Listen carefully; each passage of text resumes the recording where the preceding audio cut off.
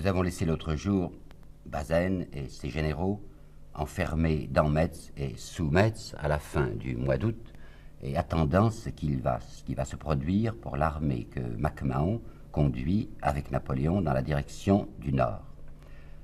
Ils attendent. Le 7 septembre, leur arrivent deux nouvelles à la fois. Une excellente nouvelle, qui est ce que l'on espérait, à savoir que l'armée de MacMahon a été volatilisée, que l'empereur lui-même est prisonnier, que par conséquent le plan peut de ce côté-là réussir. La seconde nouvelle est beaucoup moins bonne, c'est qu'à Paris, un groupe de gens, de républicains, a pris le pouvoir et a proclamé la République. Je dis que c'est beaucoup moins bon parce que, vous vous rappelez, le plan de Bazaine. Bazaine se disait, avec mon armée du Rhin, ma très puissante armée du Rhin, 173 000 hommes, une armée intacte maintenant, je vais être capable de dicter les conditions à l'impératrice, et je serai pratiquement le chef d'une France vaincue, c'est entendu, mais de la France. Maintenant, c'est plus l'impératrice qui est en jeu, puisqu'un nouveau gouvernement s'est constitué qui s'appelle le gouvernement de la défense nationale, dans lequel sont entrés des gens comme Fabre, comme Gambetta, comme Picard, et même comme Rochefort. Il s'appelle gouvernement de la défense nationale. Et ces gens affirment qu'ils ont l'intention de résister, de constituer des armées nouvelles et de repousser l'envahisseur. Qu'est-ce que c'est que ça? Enfin, c'est pas sérieux. Des gens qui veulent maintenant, des républicains qui veulent essayer de gagner la guerre. C'est tout à fait impossible dans les plans de Bazaine. Du reste, ils se persuadent qu'il n'y a plus d'armée possible et que ces gens n'arriveront à rien. En plus, ils sont appuyés par les faubourgs. Belleville, comme on disait à ce moment-là. Belleville, c'était un mot affreux. Ce faubourg de Paris, il paraissait la tanière des monstres. Et comme évidemment le prolétariat parisien soutient le gouvernement du 4 septembre, tous les généraux de l'armée du Rhin considèrent avec une espèce d'horreur un gouvernement qui est capable peut-être de porter atteinte aux structures sociales. Alors comprenez-moi bien, c'est à partir de cette date, à partir du 4 septembre, que pour les généraux, je dis bien les généraux de l'armée du Rhin, l'ennemi a changé de camp. L'ennemi, c'est plus les Prussiens qui sont là autour. L'ennemi, c'est les Parisiens. C'est les Parisiens parce que c'est la République, parce que c'est le prolétariat qui va réclamer une justice sociale, et parce que ces gens sont des gêneurs. Alors, dès le 13 ou le 14, car nous n'avons pas le document, on sait qu'il existe, mais on ne l'a pas, il a été brûlé, dès le 13 ou le 14 septembre, Bazaine entre en contact avec le chef des armées ennemies d'investissement, Frédéric Charles. Il prend des précautions, il n'est pas idiot, il faut faire attention. Alors d'abord, puisque c'est la République, paraît-il, qui est le gouvernement de la France, il va faire disparaître les aigles et les inscriptions impériales sur les papiers de l'état-major. Deuxièmement, pour ne pas inquiéter les gens de Paris, il va envoyer un télégramme au nouveau ministre de la guerre, qui est le général Leflot, qui n'est pas du tout républicain, mais qui a accepté d'entrer dans ce gouvernement du 4 septembre, en lui demandant des instructions. Par conséquent, il fait semblant de se rallier. D'autre part, il va faire répandre des bruits utiles dans la troupe. Il dicte de nouveau une note à son petit Debens, l'attaché d'ambassade dont je vous ai parlé. Cette note est du 13 septembre. Les chefs de corps sont priés d'expliquer aux soldats que les retranchements allemands autour de Metz sont pratiquement infranchissables, qu'il y a 600 000 Allemands sur le sol de France, et que par conséquent tout espoir de vaincre doit être considéré comme perdu. Et puis comme il se méfie tout de même un petit peu, des Messins, enfin des gens de Metz, des civils de Metz, qui peuvent s'étonner de ce qu'on ne fasse rien, il va faire répandre le bruit que les parlementaires qu'il envoie de l'autre côté, il y en aura des quantités qui vont aller passer ces télégrammes à lui, ces dépêches, à l'allemand, à Frédéric Charles. Ces parlementaires ne sont que des gens tout à fait banals, enfin je veux dire que c'est pour des échanges de prisonniers malades, il n'y a pas lieu de s'en inquiéter. Je voudrais vous apporter une petite citation de Bazaine qui est dans son rapport sommaire lorsqu'il a été prisonnier en Allemagne. En décembre 70, il avait fait un rapport sommaire sur les événements de Metz, et il y a une phrase que je trouve d'une saveur extrême. « Notre loyauté militaire, écrit-il, ne pouvait admettre que l'ambition de quelques meneurs, les Parisiens républicains, sacrifia les intérêts les plus sacrés du pays pour parvenir au pouvoir convoité. » Et dans son ordre du jour du 15 septembre 70, qui s'adresse à la fois aux gens de Metz, aux civils de Metz, et à la troupe, il déclare « Nos obligations restent les mêmes, continuons à servir la patrie en défendant son territoire contre l'étranger, drôle de manière, et en défendant l'ordre social contre les mauvaises passions. » Qu'est-ce qu'il demande à Frédéric Charles? Qu'est-ce qu'il demande aux Allemands? Eh bien, il va doucement, il leur demande d'abord si les Allemands accepteraient qu'il fasse sortir quelqu'un de puissamment mandaté, enfin un général, ou peut-être même un maréchal, du camp tranché de Metz, afin que cet émissaire de l'armée du Rhin puisse aller jusqu'à Londres, où est réfugiée l'impératrice Eugénie, pour s'entendre avec elle sur les moyens de finir la guerre. Les Allemands, Bismarck, qu'est-ce qu'ils veulent? Mais ils n'ont qu'une seule idée, c'est tout naturel. Ils veulent réaliser leur but de guerre. Quel est le but de guerre de Bismarck? Amputer la France de ce qu'on appellera l'Alsace-Lorraine, c'est-à-dire des territoires compris autour de deux villes qui sont Strasbourg et qui sont Metz. C'est ça que les Allemands veulent. Ils sont prêts à traiter avec n'importe qui leur donnera ces deux villes qu'ils convoitent. Bismarck a été extrêmement déçu de l'attitude de Napoléon III à Sedan. Napoléon s'était très bien conduit. Napoléon s'était fait faire prisonnier, il ne pouvait pas faire autrement puisque l'armée était dans cette souricière, écrasée par les obus. Mais une fois qu'il avait été prisonnier, il avait dit « Je ne suis plus empereur. Vous avez mon épée, j'ai rendu mon épée, je ne peux plus me battre, j'ai plus de soldats. Mais en tout cas, moi, empereur, je refuse absolument de signer quelque traité que ce soit qui consacre une amputation territoriale de la France. » Déception des Allemands, rien à faire avec Napoléon III. Alors, et le gouvernement de la Défense nationale? Il s'appelle gouvernement de la Défense nationale, par conséquent, en apparence, c'est un gouvernement de résistance. Bismarck est assez bien renseigné sur ces gens. J'ai fait un travail là-dessus, enfin je crois pouvoir vous en parler avec exactitude. Ce que l'on appelle gouvernement de la Défense nationale, c'était une entreprise de duperie. Les faubourgs s'étaient soulevés. Le prolétariat était descendu dans la rue. Il y avait donc une réelle menace sociale, comme on dit, c'est-à-dire une menace de transformation de l'iniquité en équité peut-être. Alors un certain nombre de bourgeois dits de gauche s'étaient précipités à l'hôtel de ville pour essayer de constituer un gouvernement qu'ils appelleraient, pour faire tenir tranquilles les gens, qu'ils appelleraient gouvernement de défense nationale, et qui ne serait là, en réalité, que pour assurer la stabilité des structures sociales. Et tous ces gens, ils étaient pleins de Jules. Il y avait le ministre de la Guerre général Jules Trochu, il n'est pas ministre de la Guerre, il était président. Jules Trochu, il y avait Jules Favre, il y avait Jules Ferry, il y avait Jules Simon. Et bien ces quatre Jules, ils n'ont qu'une seule pensée, c'est de se rendre le plus rapidement possible, traiter aux conditions de l'Allemagne, pour que les troupes allemandes puissent être à Paris et fassent tenir tranquille le prolétariat. Bismarck le sait parfaitement, puisqu'il a reçu même M. Jules Favre, ministre des Affaires étrangères, qui est venu le voir à Ferrières, là, pas bien loin de Paris, où il s'était installé, Bismarck, avec le futur empereur, qui n'était à ce moment-là que le roi de Prusse, Guillaume. Bismarck a vu devant lui un Jules Favre épouvanté, qui a joué franc jeu, qui lui a dit la vérité. Qui lui a dit Paris est sous la menace d'une subversion, il y a les faubourgs qui sont armés, on a eu la sottise de donner des armes aux gardes nationaux. Les gardes nationaux sont des gens très bien lorsqu'ils appartiennent à la bourgeoisie, mais très redoutables quand ils appartiennent à la plèbe. Par conséquent, tout ce que nous voulons, nous, hommes sages du gouvernement, c'est que les troupes allemandes puissent entrer le plus rapidement possible à Paris et ramener l'ordre. Seulement, comment vais-je faire, disait Favre, comment vais-je faire?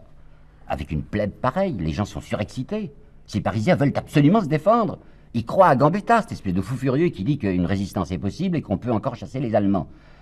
Alors Bismarck comprend, il partage, c'était moi. Il lui dit, écoutez, si vous êtes d'accord pour rendre Metz et Strasbourg, ben on pourra avoir une apparence de douceur, on n'entrera pas dans Paris. Les gens ne se rendront pas compte. Seulement, il nous faut un fort. Fabre dit, écoutez, c'est pas possible. Si les Parisiens savent que j'ai rendu un fort, ben, ils vont me renverser. C'est notre gouvernement qui est fichu par terre. Bismarck est un peu embêté, mais surgit à ce moment-là un personnage étrange qui s'appelle Régnier, et dont il faut que je vous parle.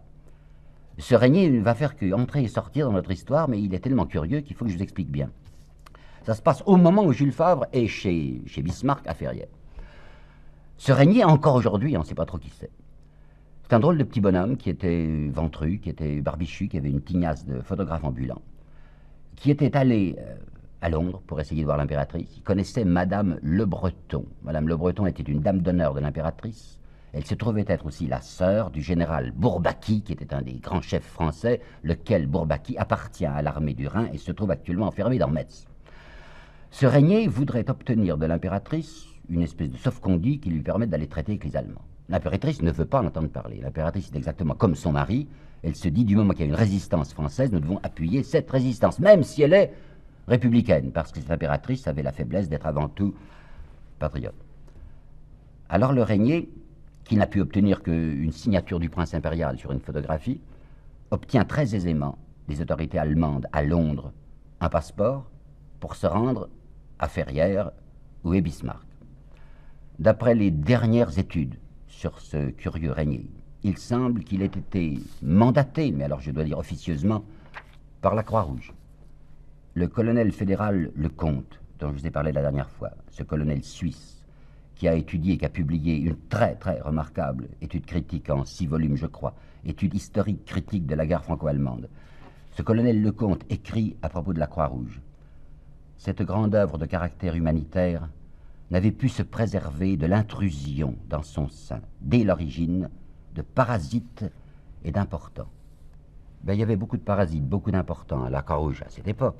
Et Régnier en était un de ces parasites. La Croix-Rouge optait pour la tranquillité sociale. C'était des gens très convenables, je vous assure, qui faisaient partie de la Croix-Rouge française. Et ils avaient horriblement peur de ce gouvernement du GDN, gouvernement de la Défense nationale. Alors si quelqu'un pouvait persuader aux Allemands de finir rapidement la guerre avec nous, ça les intéressait pas mal. C'est pourquoi Régnier, appuyé par la Croix-Rouge, et portant la casquette, car les gens de la Croix-Rouge portaient à ce moment-là une casquette, va être autorisé à entrer au camp allemand. Il y entre. Bismarck considère d'un œil vaguement goguenard ce personnage. Mais enfin, puisqu'il a des appuis, ça peut être intéressant. Ce monsieur lui dit, je voudrais bien aller voir Bazaine pour m'entendre avec l'armée. Intéressant, dit Bismarck. Et Bismarck se dit, nous allons sonder Bazaine par le moyen de ce monsieur Régnier. On va voir jusqu'où il veut aller, Bazaine. Il vient de faire un geste intéressant puisqu'il a pris contact, lui, général français, maréchal français, il a pris contact avec l'allemand Frédéric Charles, par conséquent il est en bonne disposition à notre égard, voyons jusqu'où il va. Alors Régnier va entrer au camp retranché de Metz avec sa casquette de la Croix-Rouge qui permet aux soldats de se tromper sur lui et de le prendre pour un médecin ou pour un bienfaiteur. Il se trouve devant Bazaine, il lui dit alors qu'est-ce qu'on fait? Est-ce que vous êtes d'accord pour livrer Metz et Strasbourg? Mais oui, c'est entendu, dit Bazaine, on a perdu, quoi, il faut payer ce qu'il faut payer. Ah, est-ce que vous croyez, vous voudriez envoyer quelqu'un à Londres? Oui, dit Bazaine, c'est ce qui m'intéresserait le plus. Je voudrais envoyer un de mes hommes pour négocier avec l'impératrice. Bon, dit Régnier, bien, je m'en charge. Alors, qui est-ce qu'on va envoyer? Corrobert? Corrobert est appelé par Bazaine, et il ne marche pas, il se méfie. Il n'aime pas cette histoire, ce Régnier ne lui donne pas confiance. Alors on appelle Bourbaki. Bourbaki, il y a pensé tout de suite, Régnier, puisqu'il connaît Madame Le Breton, qui est la sœur de Bourbaki.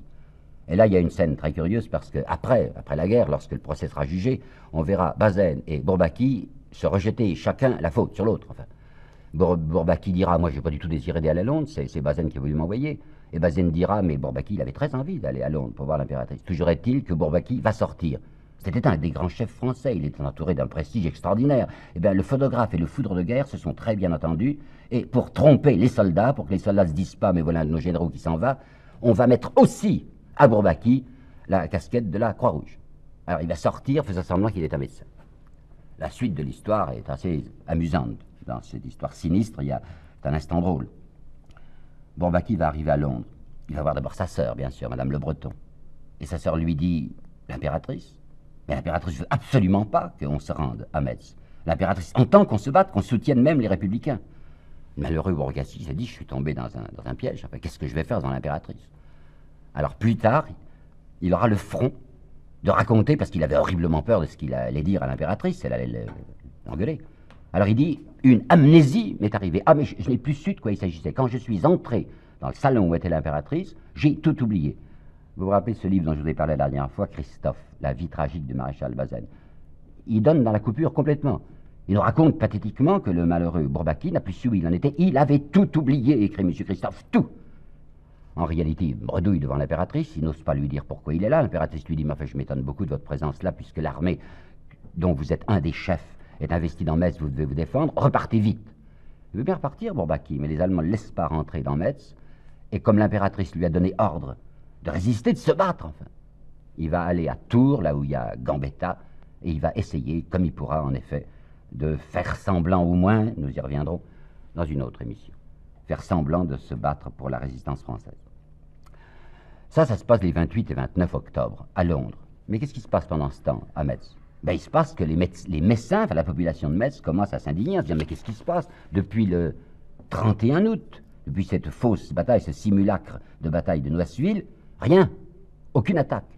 Alors 800 signatures sont rassemblées par des personnalités de Metz et portées à Bazaine pour lui dire, mais enfin, qu'est-ce qui se passe? Vous n'avez même pas fait de rationnement. Alors est-ce que vous désirez que nous soyons pris par la famine? Bazaine a réuni ses hommes de confiance, ses généraux, et le 29 septembre, il leur dit ceci, dites bien aux chefs de troupe, aux officiers, qu'ils auront bientôt à faire preuve d'énergie pour réprimer les passions subversives qui se font jour dans les couches inférieures de la société. Et dans son petit rapport sommaire de la fin de l'année, il dira qu'il y avait une dangereuse ébullition démocratique qui se produisait dans les bas-fonds de Metz. Le pire, c'est qu'il y a un certain nombre d'officiers Les officiers français de l'armée du Rhin qui trouvent que l'attitude du maréchal et des généraux est bien singulière. Qu'est-ce qu'on fait, quoi? On n'essaye même pas de percer, jamais. Ces officiers sont immédiatement suivis des yeux par ceux que Bazaine appelle les soldats loyaux, et le vieux Changarnier, qui est un général de 77 ans, qui était venu à côté de Bazaine. Changarnier s'occupe très particulièrement de la surveillance des mauvais officiers, c'est-à-dire ceux qui voudraient se défendre, et, dit-il, leurs camarades les rabrouèrent avec indignation. Alors tout de même, à l'intention de ces officiers-là et de la population de Metz, on va faire un second simulacre, bataille de Ladonchamp, 7 octobre. On appelle ça une démonstration, et je crois que c'est vraiment le sens, une démonstration, c'est-à-dire une petite représentation. On va faire croire aux troupes d'une part et aux citoyens de Metz d'autre part qu'on les défend. Les généraux, les spécialistes qui ont étudié la bataille de Ladonchamp nous disent que c'était inouï, les soldats sont partis sans même avoir de sac. Par conséquent, on savait bien qu'ils ne perceraient pas.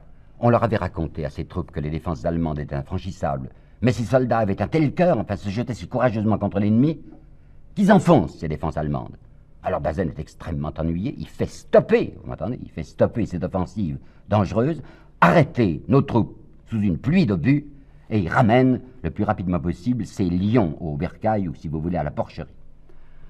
Cependant, Bazaine entend se couvrir. Alors le 7 octobre, il demande à ses généraux, il demande à tous ses généraux de leur donner par écrit, parce que les écrits restent, par écrit leur avis.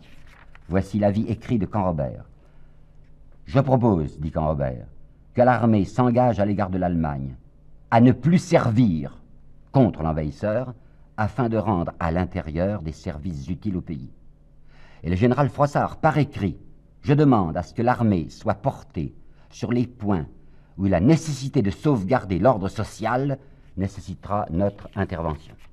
Et le 10 octobre, la décision est prise à l'unanimité par les généraux de Metz, annulation de cette armée de 173 000 hommes contre l'envahisseur, et on tournera l'armée contre Paris, fin de la défense nationale, commencement d'une défense sociale, afin que l'armée serve à garantir la protection des intérêts de la classe possédante.